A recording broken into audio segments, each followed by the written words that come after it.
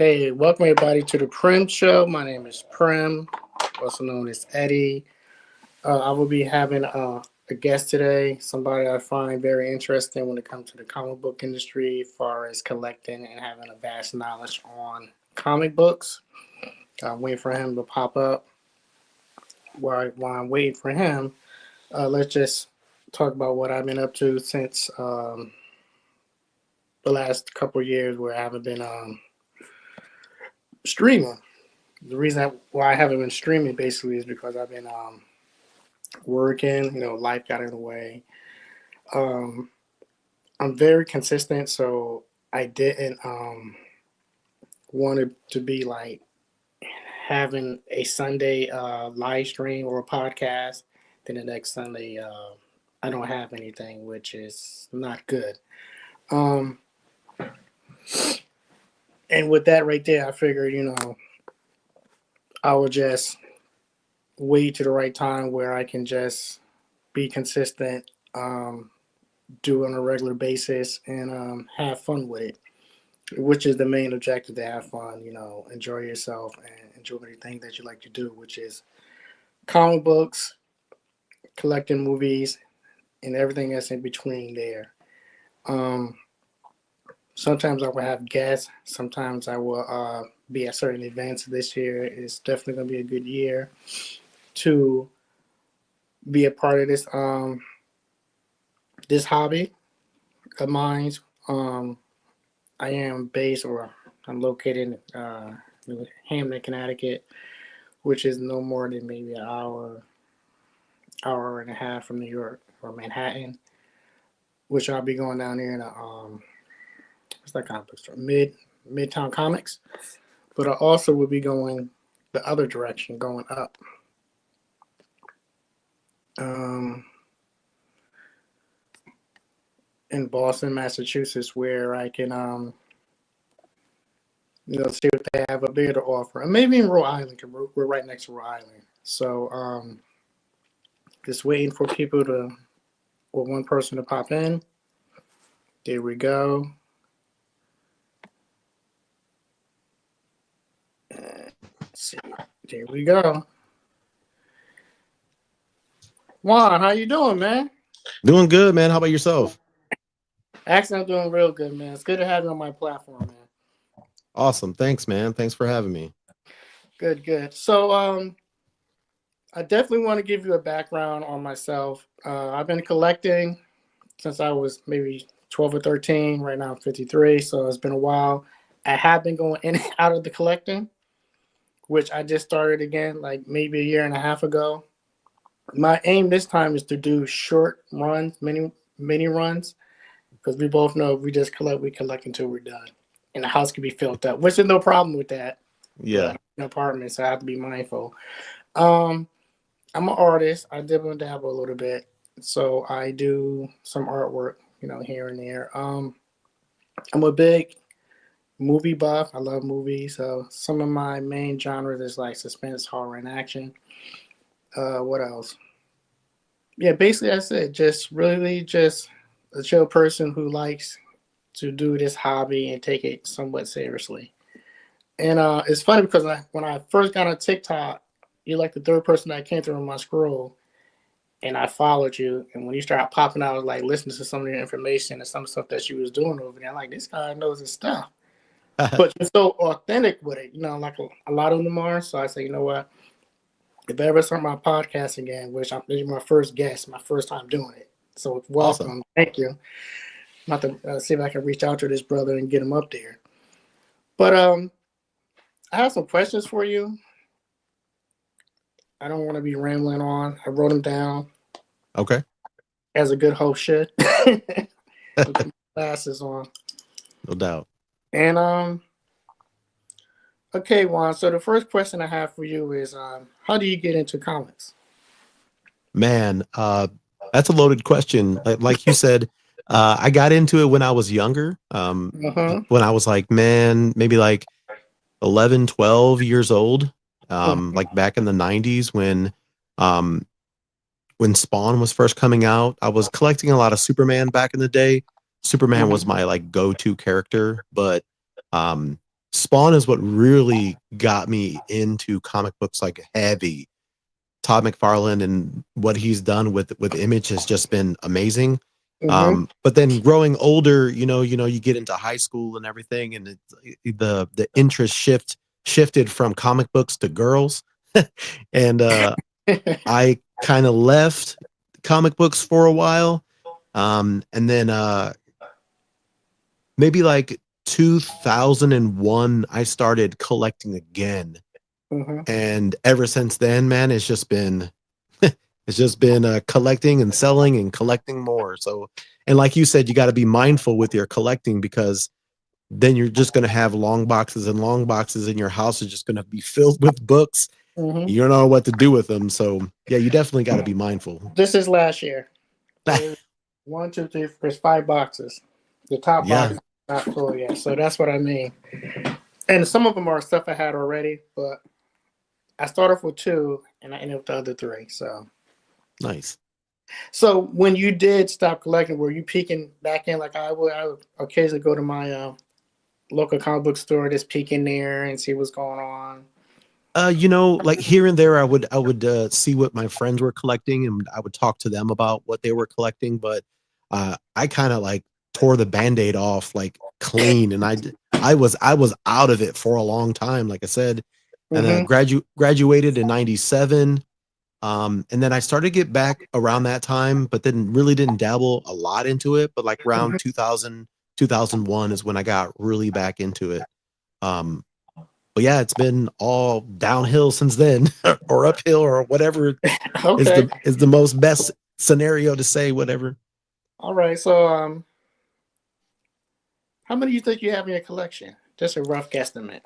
I am a little over 2,500. Okay. Um, it would have been a lot more than that, but I sold off some runs, because I Mm-hmm. really do believe I believe that, your passion, your hobby should pay for itself.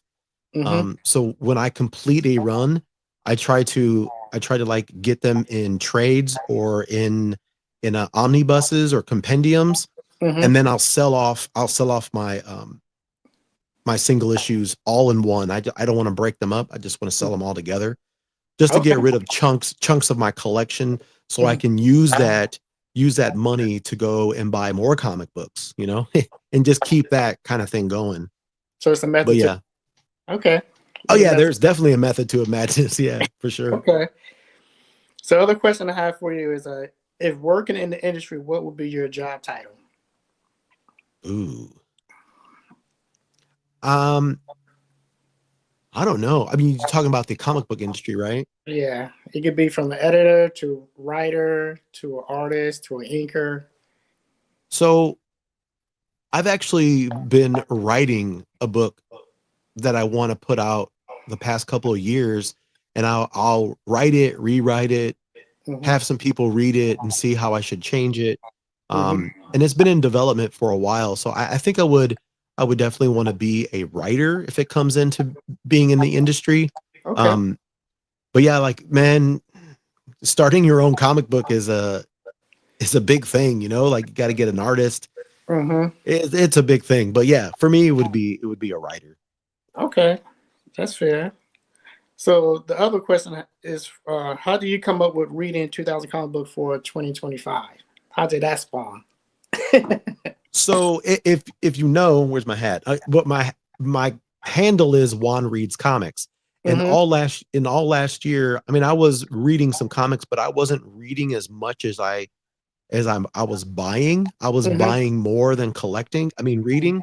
Mm-hmm. So I kind of turned myself into Juan buys comics and not Juan reads comics. Mm-hmm. So for 2025, I definitely wanted my name to be synonymous with reading comic books.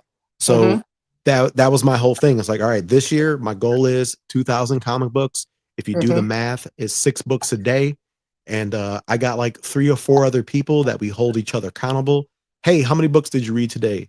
Mm-hmm. Did 7. We did 8. We did 15.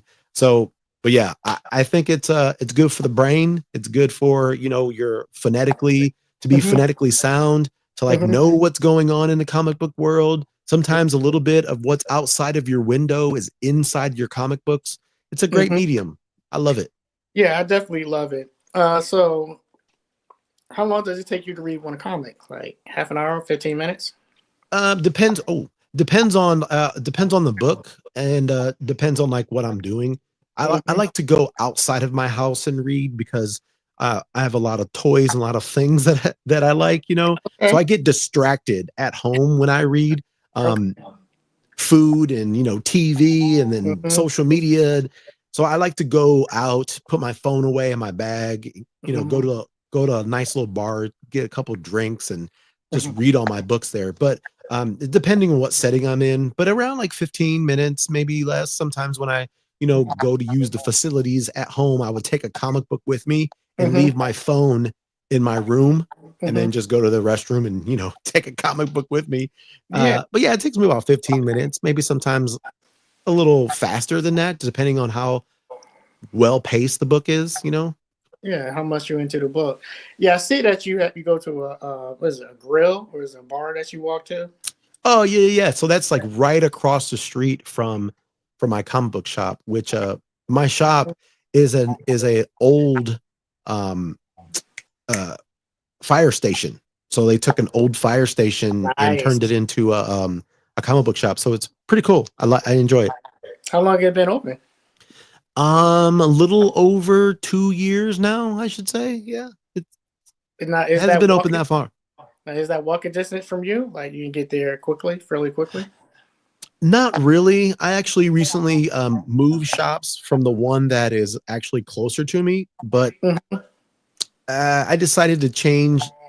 Decided to change shops just because I felt like a number there than an actual, like a patron. To me, comic book shops should be an extension of comic books, and it should be extension of like what you're reading and Mhm. people that are knowledgeable of reading or talk to you about the books that you're reading. Not Mhm. that you go when you like go to like a grocery store, you Mhm. have the clerk and they ring up all your stuff. Sometimes they're, nice to you and talk to you.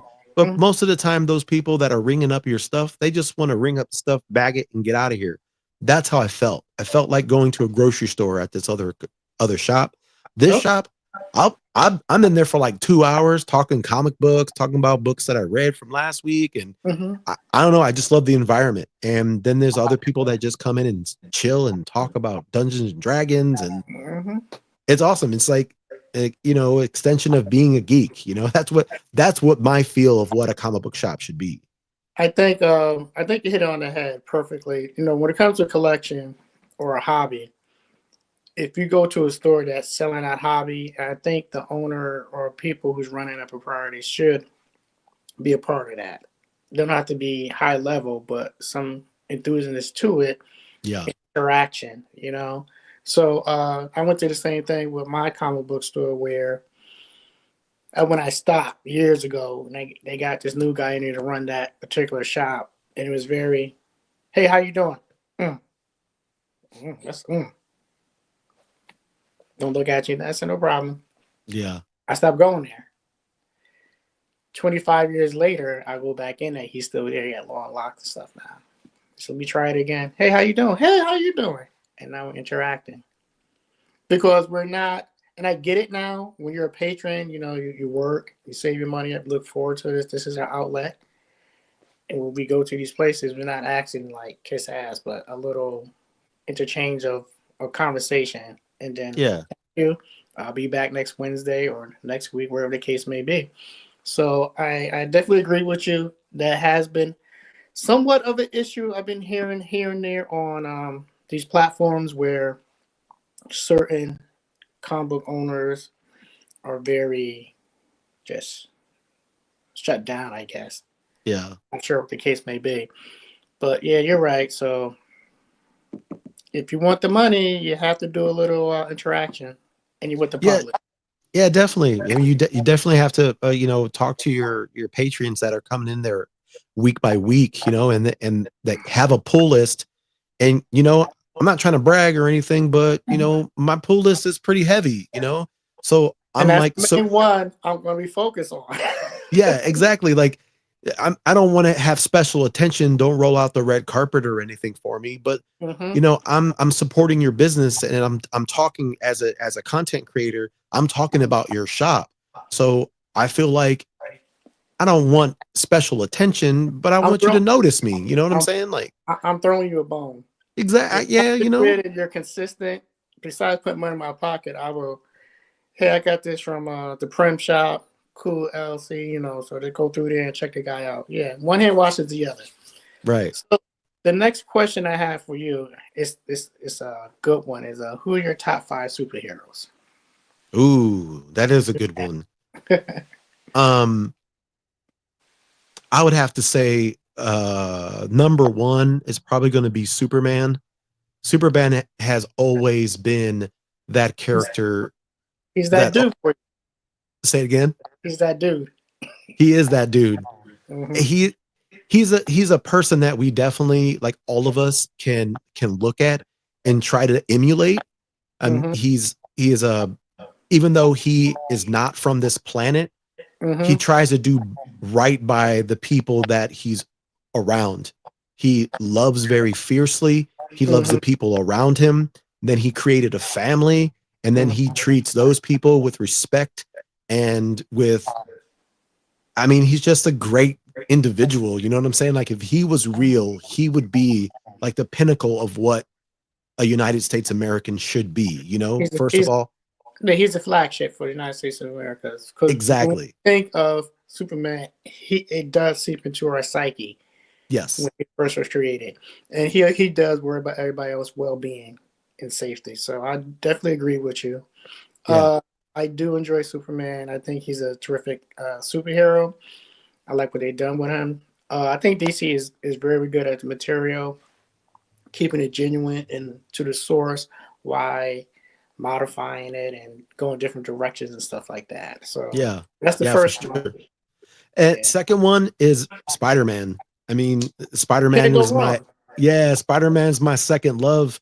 And it was always been there for me. And just the things, you know, some of the things about Spider-Man that a lot of people don't like about him, because, you know, throughout the years, man, Spider-Man has gone through a lot of things, you know, people Mm-hmm. dying in front of him, you know, his uncle, you know, later on Aunt May, and then, you know, Mm-hmm. Mary Jane dying, Mm-hmm. or Gwen Stacy, I should say. And then all those things that ever happened in his life, it's almost like synonymous to, like, even though he is a superhero, he has horrible things happening in his life. And We not to can like relate to. We can relate to. exactly, it's he's Yeah. totally relatable. um he goes through stuff even though he has like superpowers and all this. He's like a real person, even though he's been written by Stan Lee so many years ago. Mm-hmm. He's such a relatable character. And you know, two of my favorite Spider-Man stories out right now Mm-hmm. is Ultimate Spider-Man. And I have to say, on the same level as Ultimate Spider-Man is Miles Morales Spider-Man has been Yeah. hitting. Those two are my favorite Spider-Man stories right now. So So when you Spider-Man. so when you think of Spider-Man, what do you think of? Because when I think of Spider-Man, I think of New York. Oh yeah. I think of people, the multiple people, races and stuff that's together. But I also think of Spider-Man as the flagship for Marvel Oh yeah. to a certain extent. But I think of the same values almost as Superman in the sense that what he's been through, but he has more of a trial tribulation thing with Uncle Ben Yeah. and lessons and learned through his whole story arcs, where his story when he first started. So what's your third one? Man, this is starting to get a little hard now. So Okay. There's because no those right are or wrong to it. Just whatever's yeah, on the top of your head. those are my two favorites. I definitely got to bring in, you know, this is a character that is not really talked about a lot, but I really love the character, and that's Martian Manhunter, John Jones. Uh-huh. Really love that character. Not talked about, or doesn't have like a ongoing run or not. He's always just like a character that's been sprinkled here and there. And I think Mhm. Martian Manhunter needs to have a book, which he's going to have an ultimate, he's going to have an absolute book coming out here very soon. So I will really love to see what they do with his backstory, and how they change it and what they're going to do with it. But Yeah. Martian Manhunter is one of my good ones because he also kind of has like that Superman mentality. Um, he's always thinking about the bigger picture. He's very intelligent. He's a shapeshifter and he learns about people. And I don't know, I really love Martian Manhunter because no one really talks about him. And Mm-hmm. yeah, one of And my favorites. yeah, I think when Stan Lee and these guys were creating these superheroes, DC and Marvel, I think they have one common thread. They put a lot of value in these superheroes, and worry about other well being, like how are they doing? Are they safe? Um, I'm not sure if that's really to the extent as back in the day with the new superheroes. It's still there, but I noticed that those superheroes back then, so I can see the relation, like with Spider Man, Superman, Martian Manhunter. They have that Hmm. narrative right there. So what's your other one? I gotta throw Batman in there. That's my favorite. I'm sorry, that's my man. Yeah, that's your guy. That's my guy. Um, I've been reading him, off and on over the past like, couple years and whatnot. And Mhm. some of the things that I really like about Batman is that he's and it's like almost synonymous with all these different characters that I've already mentioned, but Mhm. he has this turmoil that's going that is ever forever perpetuated in his life. And Mhm. it always has to go back to that day in Crime Alley when he lost his parents. Yeah, And you can say it. Yeah, it's trauma. It's okay. he's got trauma. He's a trauma boy. And That's I fine. feel like we all have some sort of trauma that we're trying to deal with. Mhm. And how do we like navigate through life through those traumas and what we decide to do either for the bad or for the good, or Mhm. some of the things that our trauma does make us do the bad things that we do, or maybe we understand our traumas and know how to decipher and do things differently with your trauma. And Batman has definitely showed that throughout the years, and kind of reinventing himself and his no Mhm. kill like thing, like he doesn't kill at all. Mhm. And just recently, I think like a year ago or so, people were like, man, why didn't Batman just kill the Joker? He had the chance. He was doing all these things to him and, was about to kill him, cut his freaking arm off. All these things were happening, but he still just didn't kill Batman. I mean, killed the Joker. And when it comes down to it, like Batman wants justice.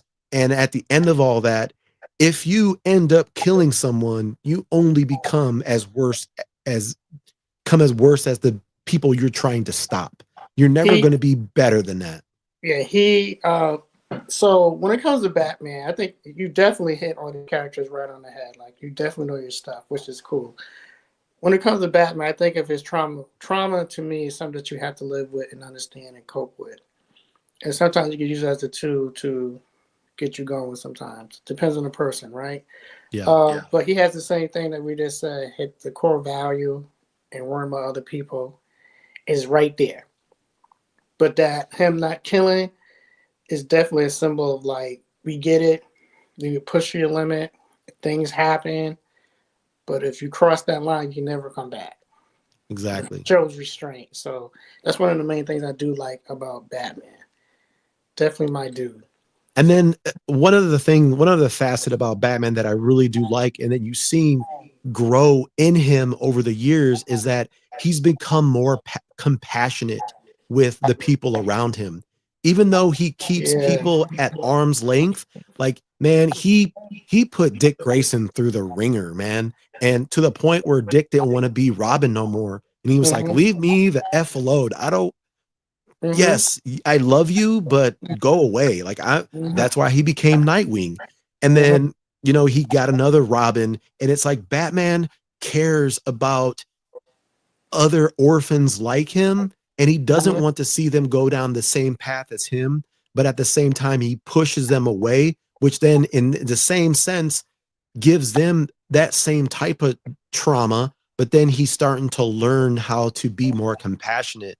And just recently last year, when Batman was having a conversation with Dick, and basically he's like, hey, we want you to run the Justice League. And he was like, what? Me? He was like, yes, you're my son. I consider you my son. And if there was any other person that would be able to, run the Justice League, it would be you. I, I approve this message. Yeah, exactly. Yeah. But no, it's just I love that Batman has always been a compassionate person when it comes to the time to be, and he shows that compassion as well with Clark Kent as well. So like, even though he's so brash and Mhm, so off-putting sometimes and keeps people mhm, as arm lengths, he does not have um he doesn't he don't care to be like, hey, he won't say actually I love you, but he'll say the words and pander around it, but he basically saying I love you, but he never says it. yeah, and that's what I love about him. Yeah. Yeah, I mean, I he's like think. a true man's man, like we don't Yeah. want to show our feelings to other men, Mhm. but like he does it exactly how men react, like want to be macho and everything, but he's still dealing with his trauma, but he understands it. But that's what I love Yeah, about Batman.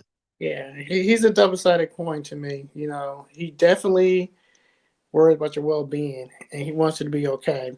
But he's also training you to go out there and defend society and fight these villains. And at the same time, he don't want you to get hurt. So it's this, Yeah. so it's always just ripping, it's pulling up. The pendulum goes this way, and it goes this way, and it goes this way, and it Yeah. goes. And the writers on that right Batman understand that, and us, the readers, understand that, and we love how they handle that material and the source material. Yeah. So is that five? No, you have one more. I got one more. I don't Yeah. know. Let me look at my books real quick. Who else Okay. up here I'm reading? One, he's like a new superhero, and I've been reading a lot of Invincible. Um, Oh, okay. and I would have to say Mark Grayson, um, because Mark Grayson has a little bit of lore, and I love what Robert Kirkman has done with that character. Yeah. Because I mean, some people think differently. They're like, he's just basically taken other characters and kind of meshed them all together, put them in a blender, and hit frappe, and then you got Nah. Nah. you got Invincible, right? But I love the dynamic that he's given Mark Grayson. Mm-hmm. Young kid becoming a superhero, Spider-Man. Young kid that has to deal with family trauma, Batman and Robin sense, That Mm-hmm. there's a sense where like I'm in Compendium 2 right now of Invincible, where I don't know if you read it, but there's like these sequeeds. They're like these octopus types of things that like grab onto your face and then they take over your body, right? Well, Mm-hmm. there's like millions all over the place, and they're losing the battle. The Guardians of the Globe is losing the battle. Mark Mm-hmm. Grayson comes in, Invincible comes in and tries to like put this to a stop, and he Mm-hmm. can't. So the person that is being wielded by the Sequeeds, um, he kills him. He just like takes his hand and right, just head gone, right? And that's a moment where he said to himself, uh, I think I have to kill this guy because we have to. If we don't, more people are going to get hurt or killed if I don't take care of this situation right here. Mm-hmm. And he had to make a decision Mm-hmm. that other people didn't like, but he felt that was the best. So that's something that kind of a Batman situation where he doesn't kill. And Mm-hmm. because of like everything that happened with his dad, Omni Man, and how he killed a bunch of people, almost killed him, said, "You were nothing but a toy to me. You were nothing to me." And I love the dynamic between the dad and Mark Grayson and like just everything that goes on with that. And then when Omni Man left, came back, and he has that bitter moment with his father. Such a great character. Robert Kirkman did such a great job with that book. It's just amazing. I think that Dad and the Walking Dead are two of his, well, they're famous, but two of his best work. Oh, for sure. Oh, Yeah. for sure. Yeah. So I definitely want to talk about something that I find funny. Let's see if I can find it real quick. Okay. And I was talking to my cousin about it. Um, we're gonna talk about the physics of Falcon, aka Captain America. Now, when I'm talking about the physics, I'm talking about you're a human, I get the vibranium shield, but when Steve Rogers was throwing this, it was super serum toss, and he was catching it. He had the super serum. He's a soldier, so that force like coming back. So you're throwing it not the level of Steve Rogers, Right. obviously, but when it comes back, if you hit like another your enemy and it bounce back, quicker with that kinetic energy, and you're catching it, it's not dislocated or not. But if you're flying and you can spin because your wing can spin, you can transfer the energy, right? Right. So I say that to say this: can you get the serum, brother? Can you get the serum? Because Yeah. you're not even like high peak human level like Batman or something like that. Train that he's just the brother that's a pilot that's in decent shape, and now you got the wings and then in the shell. Now the Right. wings in the shell, I mean the wings, I get it. You're talented. You understand it. That's your forte. I think it's to just keep him as Falcon and have Bucky as Winter Soldier. I mean, a Captain America. But what's your thought? That's my thought. I just want to set the table for you. And Um, there's no wrong or right to this. Just well, talking. I've heard this discussion before, and I think a lot of people don't realize that the suit that he wears, Sam Wilson, what he wears is made by Wakandan metal. Mm-hmm. So it's made by what's it? Vibranium, I right? bring it. Yeah. Mm-hmm. So it's made by vibranium, so it's able to impact those types of. I think it could absorb all that kinetic energy coming back to him. But yeah, I'm with you too. I think we should just give him the serum too. Like, how is he gonna how is he gonna end up fighting Red Hulk? Like that dude is Red Hulk is supposed to be stronger than Bruce Banner Hulk. Like he's Mm-hmm. super stronger than him. So how is he with just vibranium steel gonna go against this huge Hulk? Like I don't know how it's Well, gonna work. I think what's in the suit, just like Yeah, Black Panther suit, is still strength with Black Panther inside the suit. It's yeah, still strength with Steve Rogers. He don't have the suit. There's no strength in the suit, so it's a fold. yeah, But it's okay though, because we like it. I love it. It's comic book. Anything can happen. right. But we're just having a physics talk, and I'm looking forward to the movie. Um, I will do matinee, not matinee. Yeah, it depends. Go see it the first weekend so we get his numbers and does well the first weekend because a lot of stuff has to do well the first weekend so we can continue getting these movies that we enjoy. And I'll just come back and give you my review on it. Yeah, I'm excited.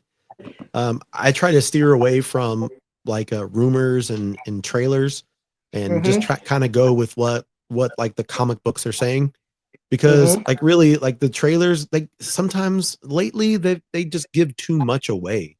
The money Um, shot. Why you just showing us the money shot? yeah, they're giving us all the good shots, just to get people to go to the movies, and then you show all the best stuff in the movie. So I try to steer away from it, but I'm very excited because I do love Anthony Mackie as Sam Wilson, and I Mm-hmm. want to really see what he does with the shield. Because he still has I still after Falcon and Winter Soldier, I think he still has a little bit of like he doesn't know if he wants to hold the shield or not. You know what I'm Mm-hmm. saying? Like, I don't know if he thinks that he's worthy enough. Yeah, yeah. I know exactly Yeah, what you're. Yeah, I'm looking forward to it too. I definitely enjoy Anthony Mackie in his role.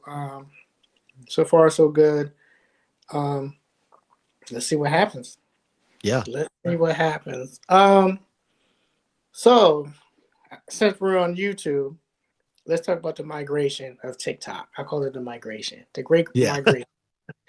Um, it's unfortunate, but it happened. Um, these type of things you never know just popped up. We hear about things like that, and we never expect it to really transpire, like really happen. But we're in a situation where they got our faith in their hand and they back there talking, negotiating, which we both don't like that situation. Like, Yeah. what am I gonna do with these people? Nobody likes to be in that situation, even though this is like leisure things. But this great migration is kind of cool because a lot of people are going back to TikTok, on YouTube.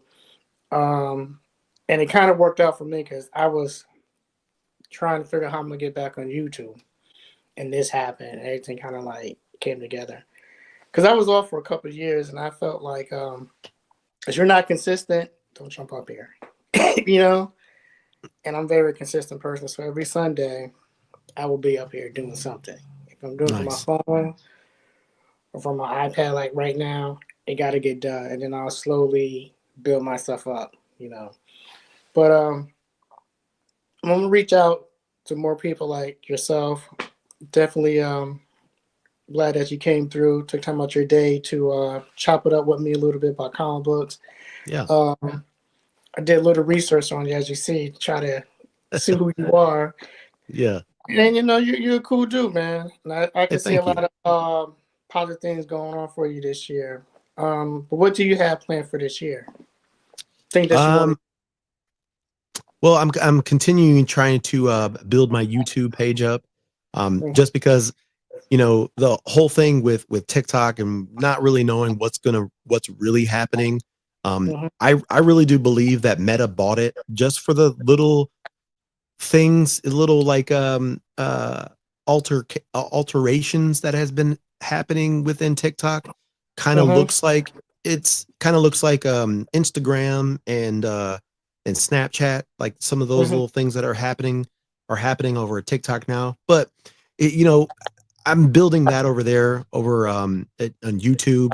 I'm still doing figure reviews for mhm. Nerd Initiative, and I'm going to be actually doing some comic book reviews, like journalistic reviews, like up on the Nerd Initiative website.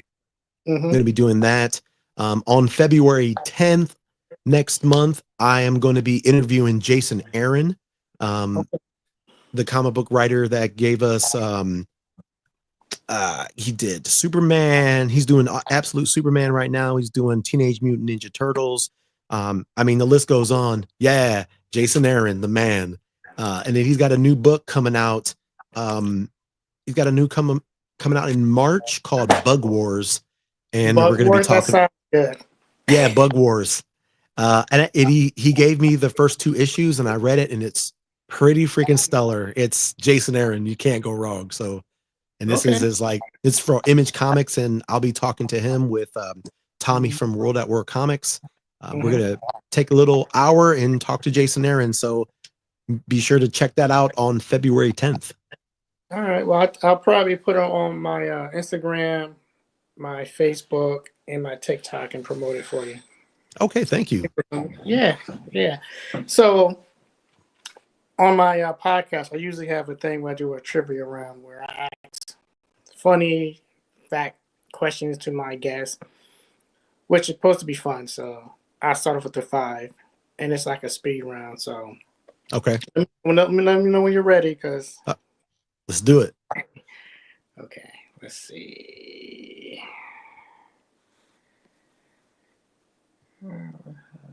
Get that going. Okay, so the first one is a nice light one. What's the color of Nightwing's suit? Black and blue. There you go. What DC stands for? Detective Comics. Oh man, okay, okay, player. What invention did the creator of One Woman create it in real life? Ooh, This one's say gonna that be a again. good. The creator of Wonder Woman, what creation he made in real life? Oh, He he invented was a something. uh, wasn't it lingerie? Yeah. He's the guy that invented the lie detector. Oh, yeah, yeah, yeah, yeah, yeah. Yeah, that's where the lasso of truth comes in at. Nice. What well-known top secret area in America is owned by one man? top secret is owned by one man. A popular top secret area in America is owned by one man. Man, you got me on that one. It's Area 51. Our man owned it, and he took one of the Infinity Stones and hid it there. I was gonna say Area 51, but yeah. The last one is what 1960 TV show made a huge increase in comic book sales? Batman. There you go. Yeah, like these are like fun stuff. Like Heck that. yeah. I do and stuff.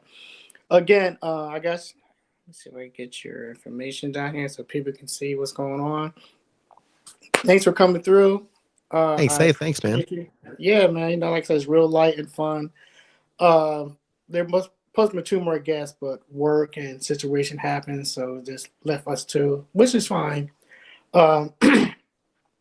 If ever you want me to come on your platform, I would love to be on your platform and chop it up. And anytime you want to come back up here, you're free. You're a member of the crew now. So nice. Thanks for coming through. Hey, man, thanks for having me. And definitely, if you want me to come on again, let me know. I'm always free on Sundays. Okay. Thanks, Juan. Keep reading. Thank you. And we're hey, you too, man. And see how far you got with was it 2000? Yeah, 2000 for 2025. Yep. All right, we'll be checking in for you. Bye-bye. All right, man. See you, bud.